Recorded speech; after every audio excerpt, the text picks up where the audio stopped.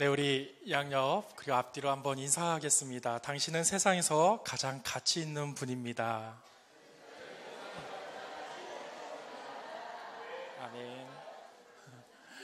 아까 권사님이 기도해 주실 때 최고의 복 받는 시간 되게 해달라고 했는데 우리는 이미 최고의 복 받은 사람인 줄 믿습니다. 우리 다시 한번 인사합니다. 당신은 최고의 복 받은 사람입니다. 아멘. 사람들은 참 가치 있게 살고 싶어 합니다. 자기의 삶이 무가치하게 또 가치 없는 것처럼 사람들에게 여겨지는 것을 원치 않죠. 그래서 자기가 가치를 두고 있는 곳에 목적을 두고 그것을 이루려고 자기 힘으로 열심히 노력하고 스펙도 쌓고 재물도 모으고 권세도 쌓으려고 합니다. 이 가치의 사전적인 의미는 사물이 지니고 있는 쓸모라는 뜻입니다. 흔히 이제 값어치라는 말과 거의 동일어로 사용되어지고 있습니다. 세상적으로 본다면, 세상의 관점에서 본다면 사람들은 다 저마다의 그 가치를 가지고 있습니다. 그 가치는 다 사람마다 다를 수 있습니다.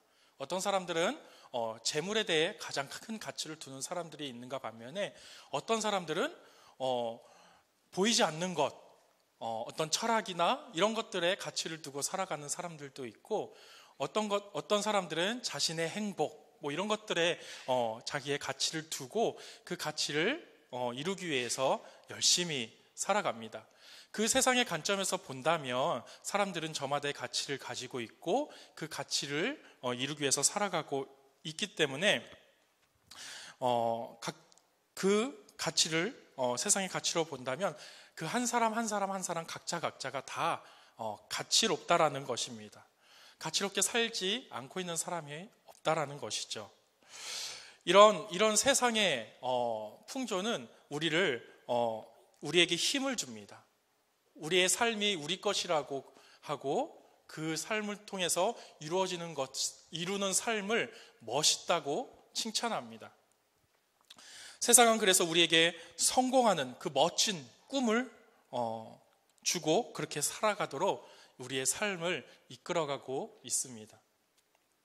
그러나 세상의 기준이 아니라 복음의 기준에서 본다면 이것은 다 단지 우리의 열심일 뿐이고 우리 개인의 가치일 뿐입니다. 하나님의 관점에서는 그 목적을 벗어난 하나도 가치 없는 것, 무가치한 삶일 뿐입니다. 이렇게 말함이 좀 너무하게 말하는 것 아니냐라고 생각하실 수도 있을 것입니다. 여러분 한 예를 들어보도록 하겠습니다. 어떤 사람이 집안에 이렇게 청소하는 것이 너무 힘들어서 청소하는 로봇을 만들었다고 생각해 보십시오. 그런데 다 이 사람이 노력을 기울이고 돈을 들여서 청소하는 로봇을 완성했습니다. 그런데 이렇게 딱 작동을 시켰더니 이 청소하는 로봇이 집안을 청소하라고 만든 이 로봇인데 청소는 안 하고 밖에 나가서 자꾸 기타 치고 노래를 하고 있는 것입니다. 여러분, 기타 치고 노래하는 것, 사람들에게 즐거움을 주는 것, 여러분 가치 있는 일입니까? 무가치한 일입니까? 세상적으로 보면 참 가치 있는 일이죠. 가치 있습니다. 사람들이 그 로봇을 보고 기타 치며 노래하는 로봇을 보고 즐거워한다면 그것 역시 가치 있는 일일 것입니다. 그런데 그거는 세상 사람들이 보는 관점이고요. 그 로봇을 만든 주인의 입장에서는 어떤 마음이 들까요? 분명히 내가 청소하기가 힘들어서 청소를 안 하려고 우리 집 안을 청소하는 목적으로 그 로봇을 만들었는데 이 로봇가 밖에 나가서 맨날 하라는 청소는 안 하고 매일 밖에 나가서 노래하고 기타 치고 있다면 이 만든 사람 입장에서 그 로봇은 가치가 있는 것일까요? 노래하기 때문에 가치가 있는 것일까요? 아니면 사람들이 좋아해 준다고 가치가 있는 것일까요? 우리가 조금만 생각해 보면 이 주인과 다른 사람, 주인뿐만이 아니라 그 세상 사람, 그 그 노래를 듣고 즐거워하는 그 사람들 입장에서도 이것은 굉장히 무서운 일입니다. 여러분, 영화 터미네이터 아시죠? 터미네이터. 네, 터미네이터가 무슨 내용입니까? 인간과 로봇가 전쟁하는 스토리잖아요. 근데 그렇게 전쟁하게 된 이유가 무엇입니까?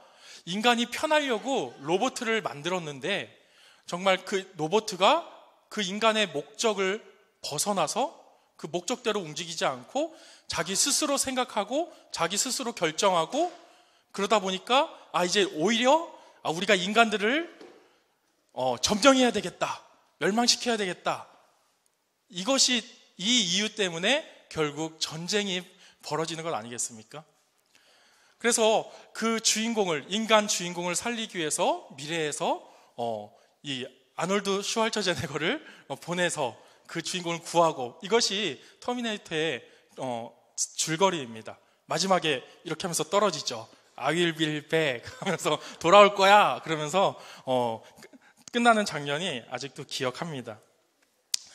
여러분, 주인 입장에서 보면 이 로봇은 이 청소하라고 만든 로봇, 그러나 청소는 하지 않고 밖에 나가서 기타 치고 노래하는 로봇은 실패작입니다. 이 로봇은 당연히 폐기 처분을 하거나 아니면 전체적으로 다시 손봐야 하는 로봇인 것입니다. 그 주인의 목적에 벗어나서, 그 주인의 그 통제를 벗어나서 마음대로 하는 로봇은 아무 쓸모가 없기 때문입니다. 도리어 위험한 일이죠. 여러분, 하나님께서 우리 사람을 만든 목적이 무엇입니까? 우리 웨스터민스터 소요리 문답 제1문에 이렇게 질문하고 있습니다. 사람의 제일 되는 목적이 무엇입니까? 그에 대한 답이 무엇이냐 하면 하나님을 영화롭게 하고 하나님을 영원토록 즐거워하는 것입니다. 이것이 하나님께서 우리 사람을 만드신 목적입니다.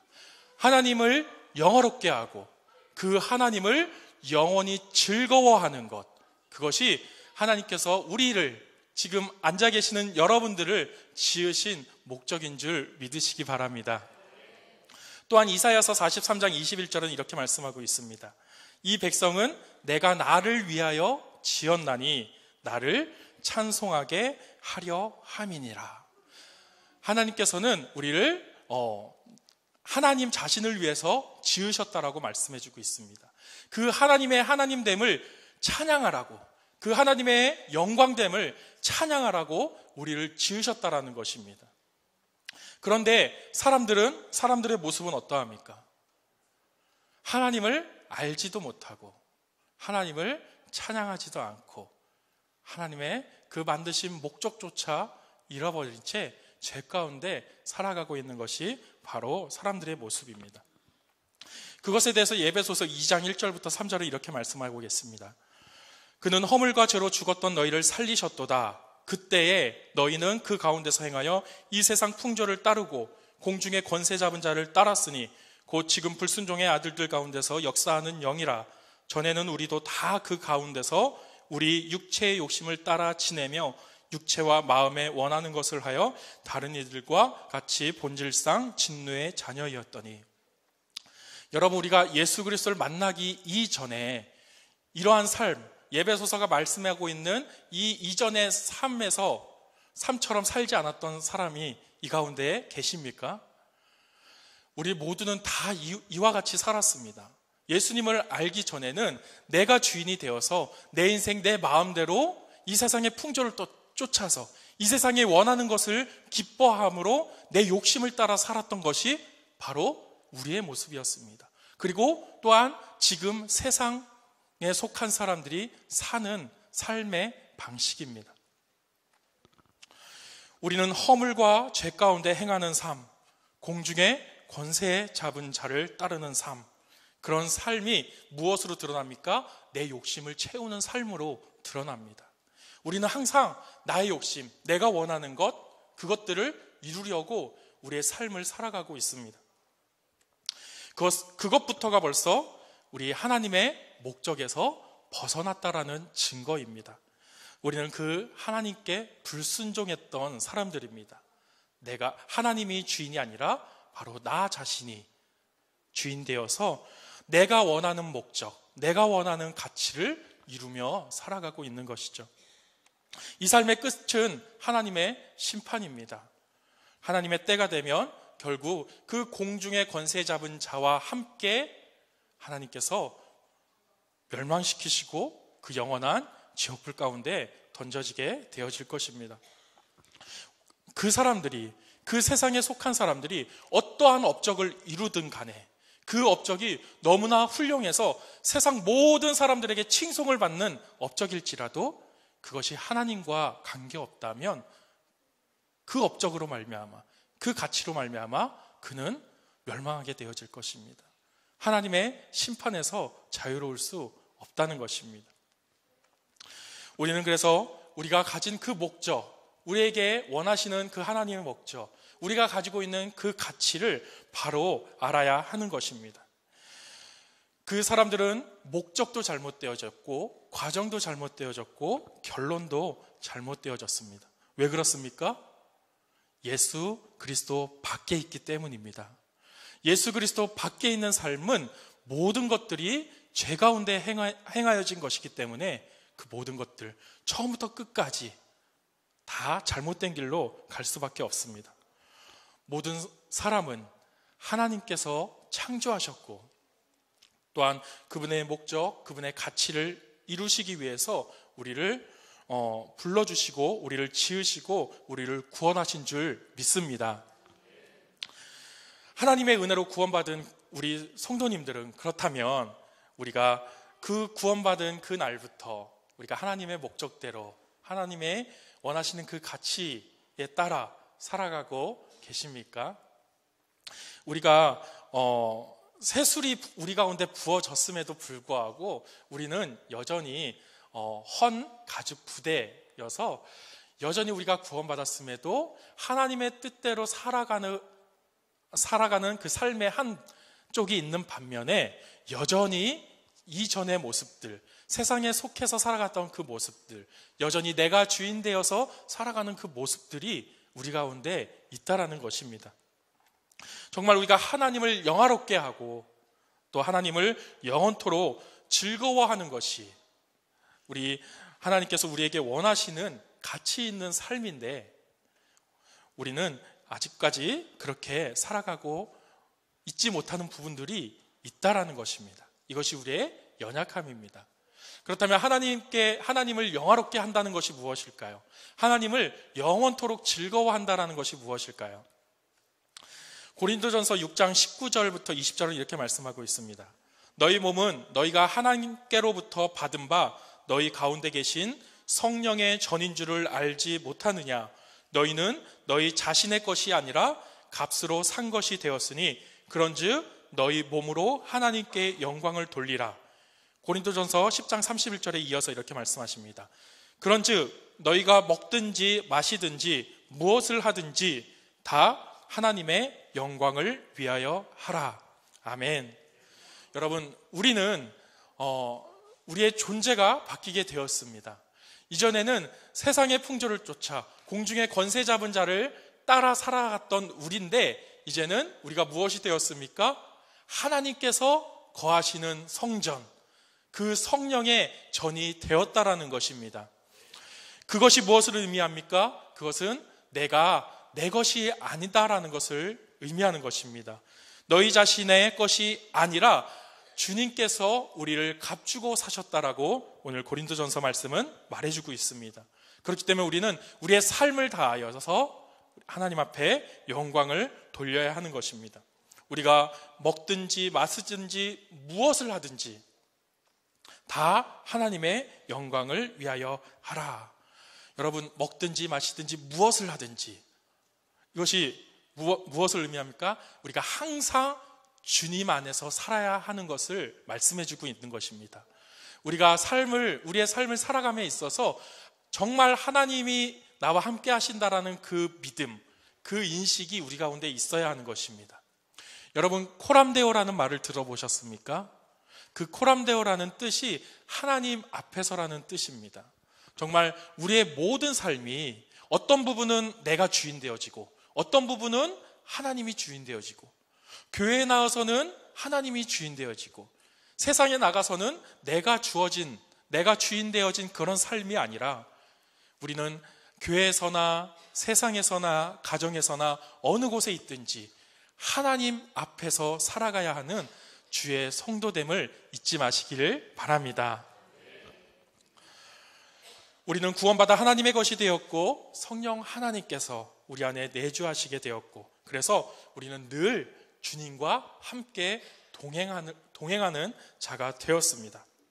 하나님과 동행함으로 말미암아, 하나님과 이 믿음의 길을 함께, 우리 주님과 함께 걸어감으로 말미암아, 이제는 내 뜻대로, 내 마음대로 그 길을 가는 것이 아니라, 내 인생의 길을 내가 개척해서 가는 것이 아니라, 주님의 뜻 안에서, 주님의 계획 안에서 하나님이 예정하신 그 길들을 주님의 뜻에 따라 함께 동행하며 그분의 선하신 그 인도하심을 받아 살아가는 것이 우리 성도들의 삶이라는 것입니다. 하나님의 하나님 되심을 온전히 인정하고 사는 삶이 바로 하나님의 영광을 드러내는 삶입니다. 하나님을 영화롭게 하는 삶이라는 것입니다. 내가 주님 안에 사는 것, 주님이 내 안에 사시고 내가 주님 안에 사는 것, 이것이 바로 하나님의 하나님 되심, 하나님의 영광을 드러내는 삶일 줄 믿으시기 바랍니다. 우리가 어떤 것을 해야지 하나님의 영광을 낸다라고 생각을 합니다. 우리가 어떤 믿음 안에서 어떤 업적을 남겨야지만 바로 하나님을 영화롭게 하는 것이라고 생각합니다. 그렇지 않습니다. 우리가 이 믿음과 신앙 안에서 살아가지 않고 여전히 우리의 뜻과 욕심을 따라 살아간다면 우리는 여전히 하나님을 대적하는 자로 살아가게 되어지는 것이고, 우리가 그 믿음과 신앙 안에서 주님 안에서 살아간다면 바로 하나님의 영광을 드러내고 사는 자임을 우리 믿는 저와 여러분 되시기를 축복합니다. 오늘 본문을 보니까요, 사도 바울의 자기 고백이 나옵니다. 13절부터 14절을 보시면 사도 바울의 그 이전의 삶, 예수 그리스도를 만나기 전의 삶의 모습을 설명해 주고 있습니다. 제가 다시 한번 읽어드리도록 하겠습니다. 내가 이전에 유대교에 있을 때 행한 일을 너희가 들었거니와 하나님의 교회를 심히 박해하여 말하고, 내가 내 동족 중 여러 영갑자보다 유대교를 지나치게 믿어 내 조상의 전통에 대하여 더욱 열심히 있었으나.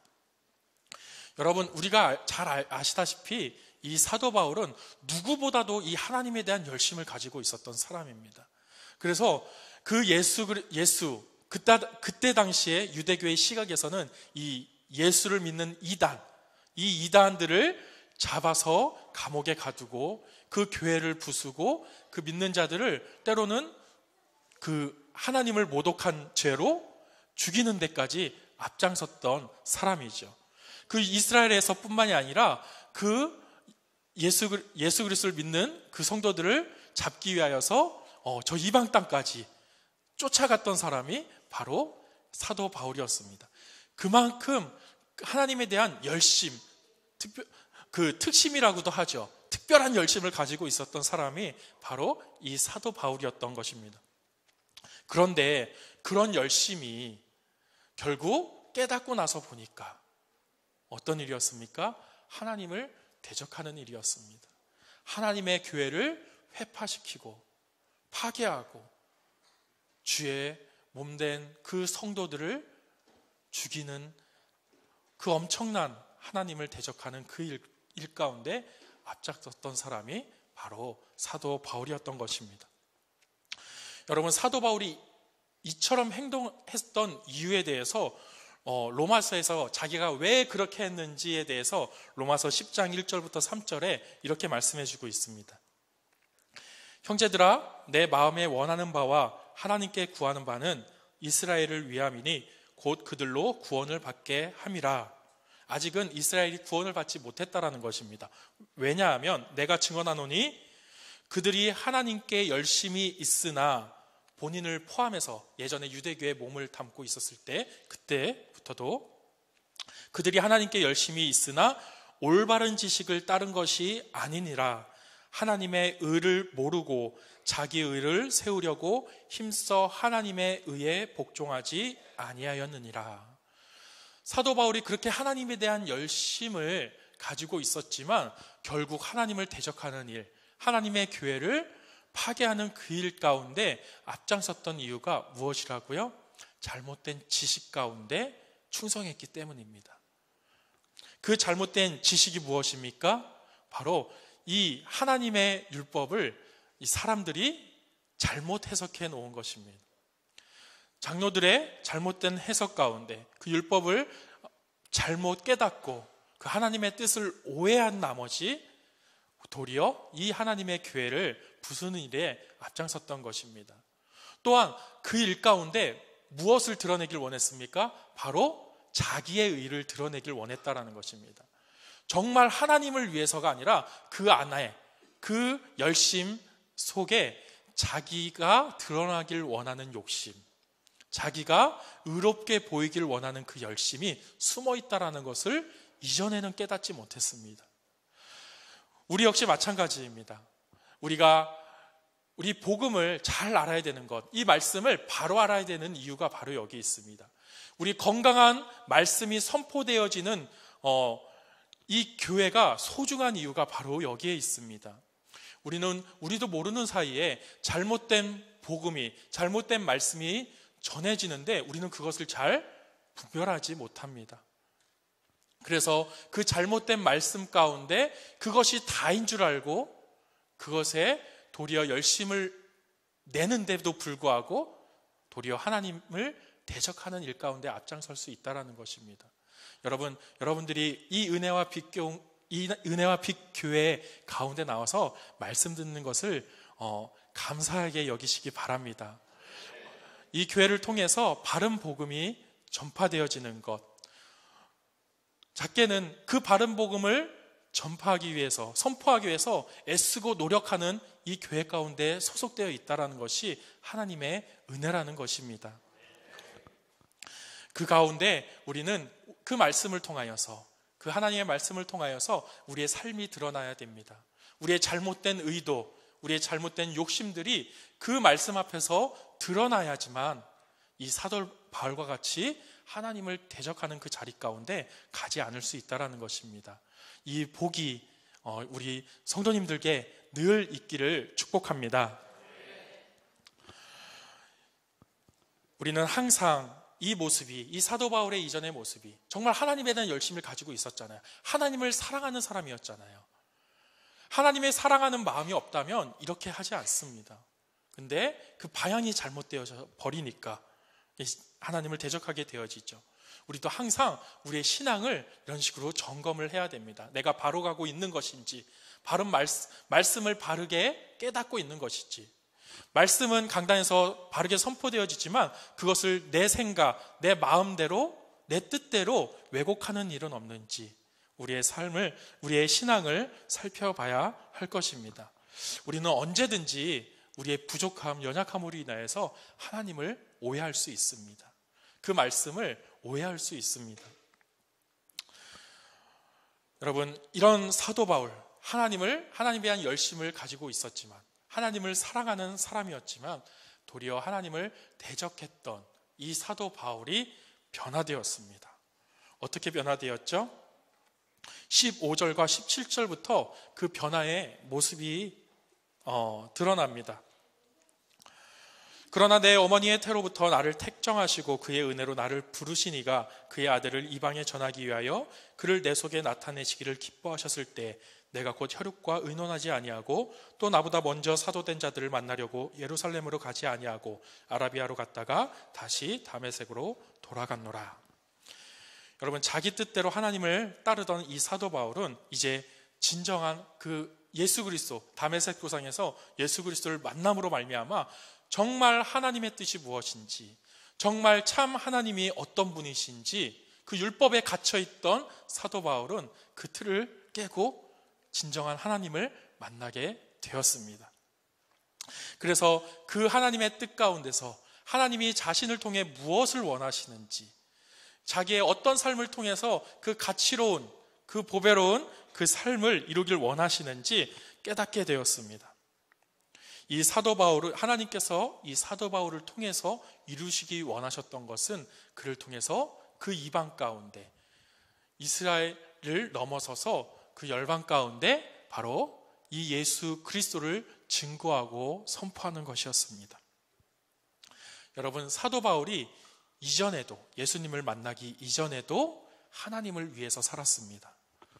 이후에도, 변화된 지금도 하나님을 위해서 살아갑니다. 그런데 그 삶의 모습은 완전히 다른 모습입니다. 나의 목적, 나의 노력, 이것들은 가치가 없습니다. 그 사도 바울 안에서 예수 그리스도가 발견되어지니까 그 모든 것들이 바뀌어지게 되어지는 것입니다. 내가 하나님을 위해서 살았지만 결국 하나님을 대적하는 자가 예수 그리스도를 발견하게 되어지니까, 그 안에서 자기 자신의 모습을 발견하게 되어지니까 이제는 그 하나님의 열심이 온전한 올바른 방향으로 바뀌어져서 정말 하나님의 영광을 드러내는 그 일 가운데 쓰임 받는 것을 우리는 보게 되어집니다. 여러분, 이 사실이 발견되어지니까 사도 바울이 그 삶을 이렇게 얘기해주고 있죠. 내가 곧 혈육과 의논하지 아니하고 또 나보다 먼저 된 사도들을 만나려고 예루살렘으로 가지 아니하고 아라비아로 갔다가 다시 다메섹으로 돌아갔노라. 여러분, 이 말이 무엇을 의미하냐 하면 이제는 자기의 생각, 세상의 지혜로 살아가지 않는다라는 것입니다. 여러분, 세상의 지혜로 보면 이건 다 세상의 지혜를 거스르는 일입니다. 가족들에게 알려야죠. 내가 이렇게 해서 떠난다, 이제 먼 여행을 갈 거다, 이런 것들을 다 밝혀야죠. 가족들이 걱정하잖아요. 그죠? 다 말해야죠. 그리고 이 복음을 전하기 위해서 가장 쉬운 방법이 무엇입니까? 바로 먼저 사도된 자들, 그 자들을 먼저 만나서 인정받고 연합해서 그 복음을 전하면 쉬울 것입니다. 그러나 그렇게 하지 않았다라는 것입니다. 왜요? 하나님의 뜻이 그것이 아니었기 때문에. 그는 이제 자기의 목적, 자기의 생각, 자기의 목적을 이루기 위한, 자기의 가치를 나타내기 위한 삶이 아니라 이제 하나님의 뜻에 따라 온전히 그리스도를 나타내는 그 삶, 그것을 최고의 가치로 두고 살아가는 자가 되었다라는 것입니다. 그렇게 사도 바울이 이런 변화를 겪을 수 있었던 이유, 그 원인이 무엇입니까? 바로 복음입니다. 우리 11절과 12절에 이렇게 고백하고 있습니다. 형제들아, 내가 너희에게 알게 하노니 내가 전한 복음은 사람의 뜻을 따라 된 것이 아니니라. 이는 내가 사람에게서 받은 것도 아니요 배운 것도 아니요 오직 예수 그리스도의 계시로 말미암은 것이라. 여러분, 사도 바울이 하나님에 대한 그 열심을 가지고 있었지만 도리어 하나님을 대적하는 자로 될 수밖에 없었던 이유는 그 하나님의 뜻에서 벗어나서 사람에게서부터 받은 그 말씀, 그 율법, 그것이 그 사람을 붙들고 있었기 때문입니다. 그것이 진짜인 줄 알고 있었기 때문입니다. 그런데 예수님 때문에 그 비닐이 벗겨졌습니다. 그의 눈을 가리고 있었던 그 비닐이 예수 그리스도 때문에, 그 복음 때문에 벗겨져서 이제야 하나님의 말씀을 하나님의 말씀으로, 그 복음을 복음으로, 예수 그리스도를 이단의 수장이 아니라 바로 예수 그리스도, 구원자 예수 그리스도로 올바르게 볼 수 있는 그 믿음의 눈이 열려지게 되어진 것입니다.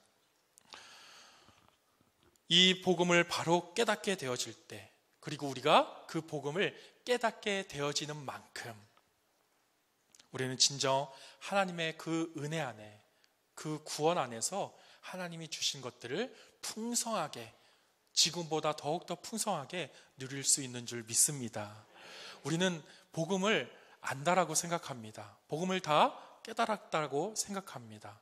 그러나 우리는 여전히 복음을 다 깨닫지 못했습니다. 복음을 다 알지 못했습니다. 우리의 삶이 그것들을 증거해 주고 있습니다. 정말 우리가 복음을 깨달았다면, 정말 우리가 그 복음 안에서 살아간다면, 그 예수 그리스도 안에서 살아간다면 지금 우리의 삶의 모습, 저는 여러분들을 모르지만 나 자신의 삶은 알잖아요. 자기 자신의 삶은 알잖아요. 여전히 죄 가운데 있는 모습, 여전히 연약한 가운데 있는 그 모습, 그 모습은 더 이상 우리의 삶에서 볼 수 없게 되어질 것입니다. 우리가 주님 안에 온전히 있다면. 그러나 우리는 아직도 이 복음을 깨달아가야 합니다. 우리는 아직도 여전히 더 복음 안으로 더 깊이 들어가야 하는 줄 믿습니다. 그래서 우리는 날마다 이 복음 앞에 서야 합니다. 날마다 이 복음을 들어야 하는 것입니다. 그래서 그 복음으로부터 주어지는 그 은혜 가운데 거하여야지만이 우리는 하나님의 그 자녀, 하나님의 백성, 그 하나님의 성도로서 온전히 살아갈 수 있는 것입니다.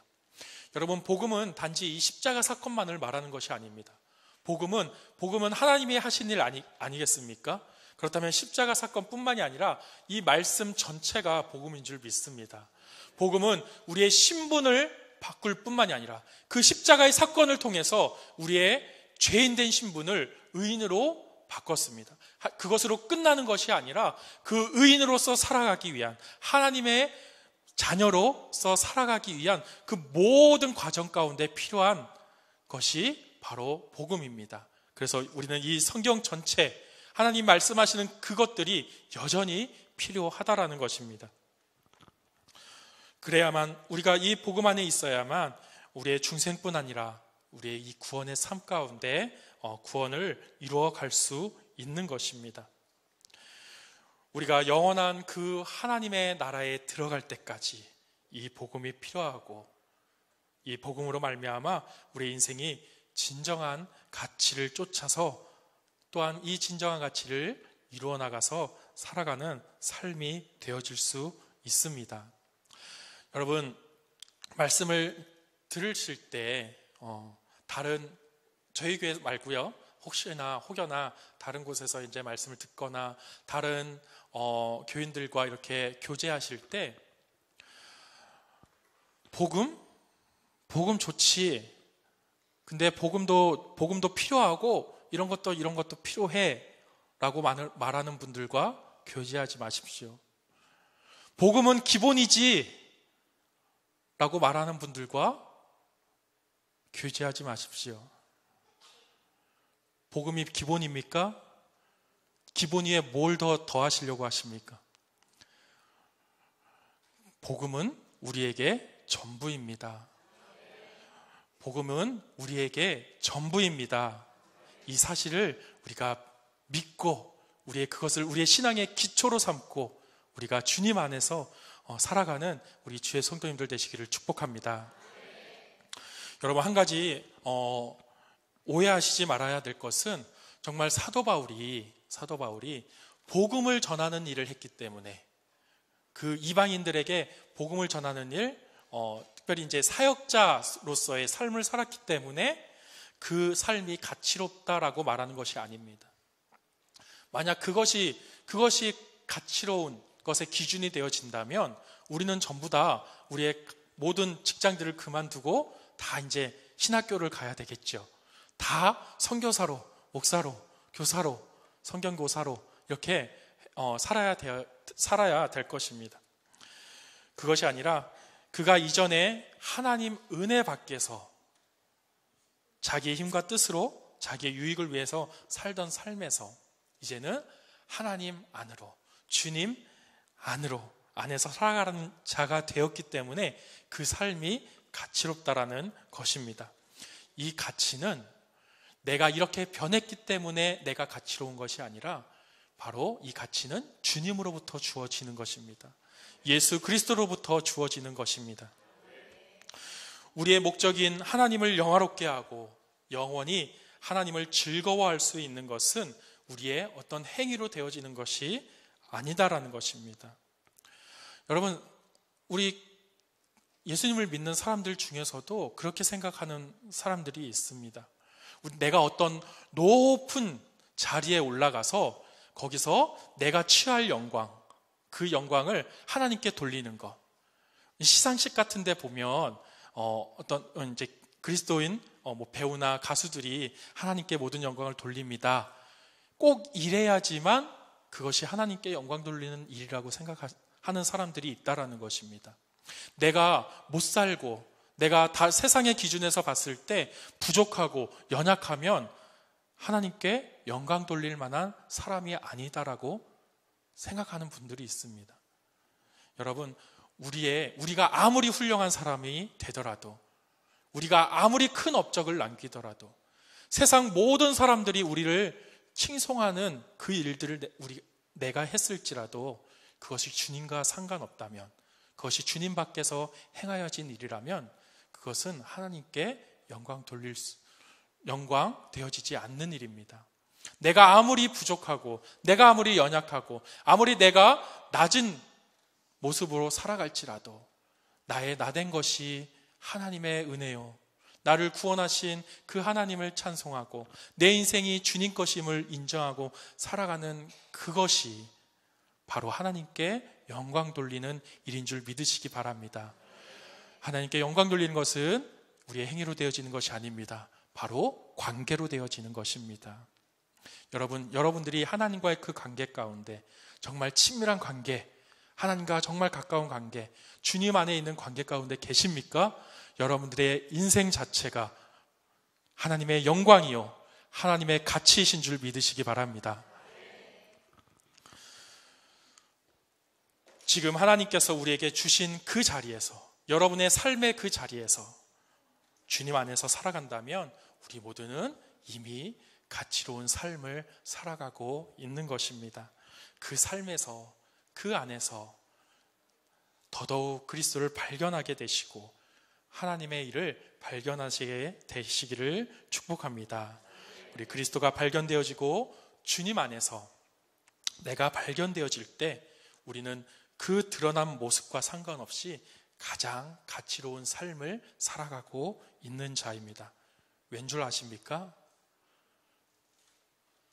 내 안에 계신 예수가 가장 가치로운 보화가 되시기 때문입니다. 아멘.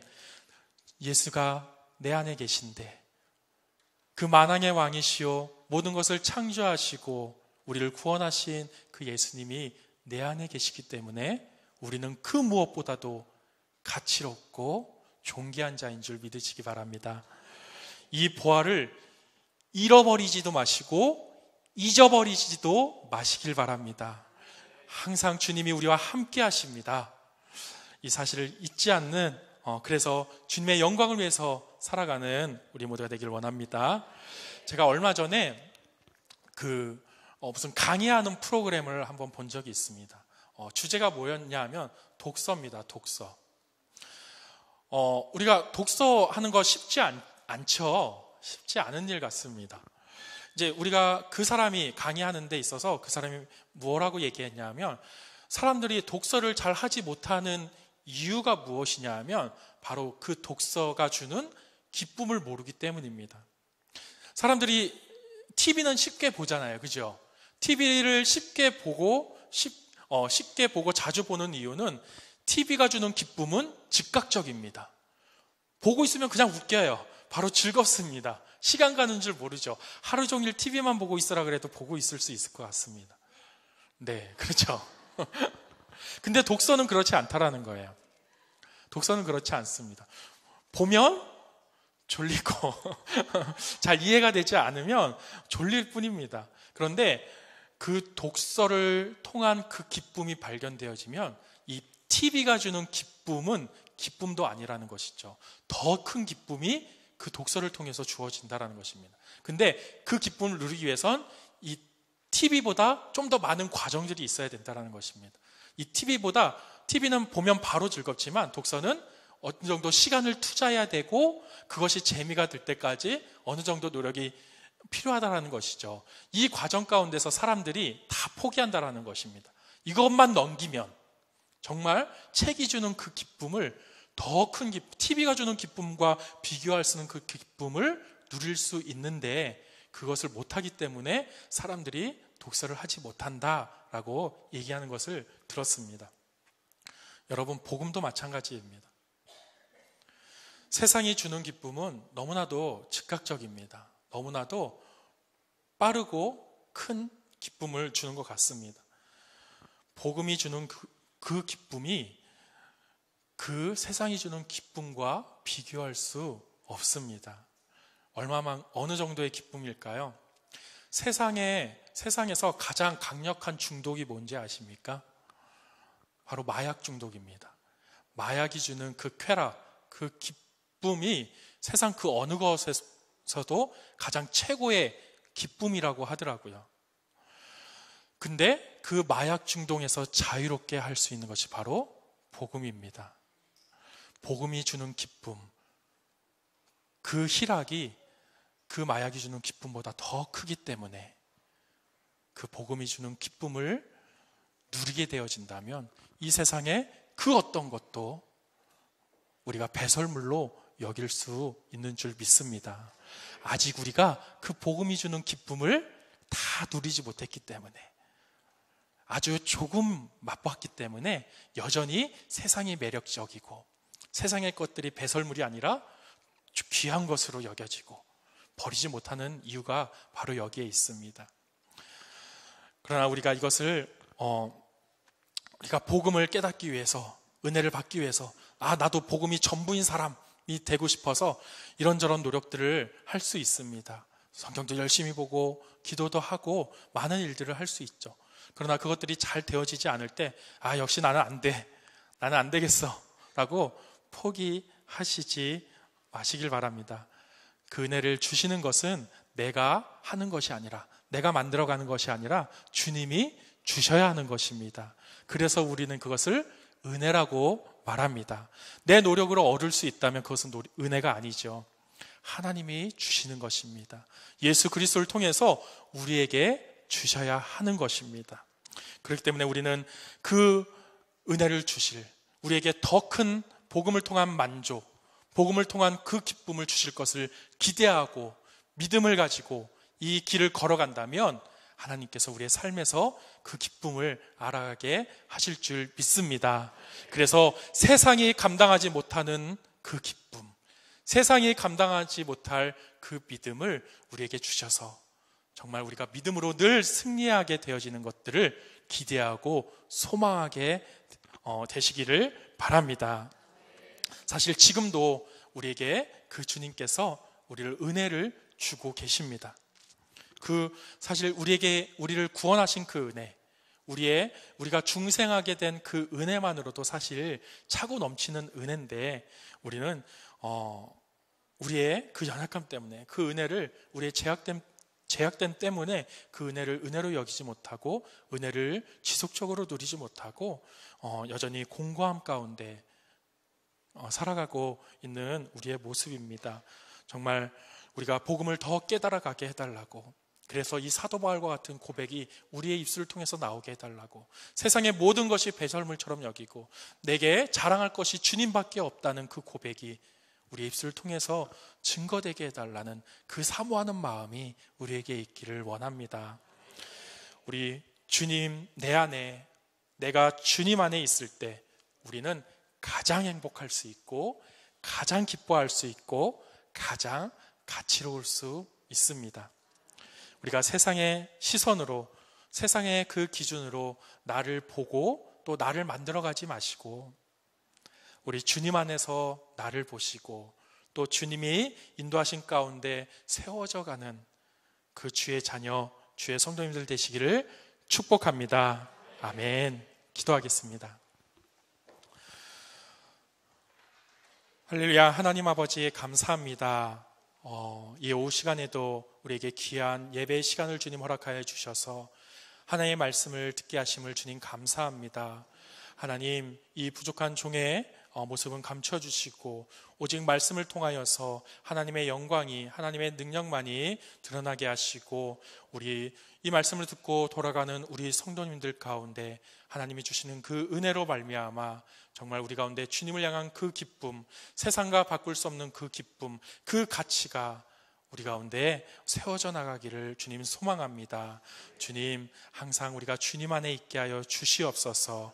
감사드리며 살아계신 예수 그리스도의 이름으로 기도드렸습니다. 아멘.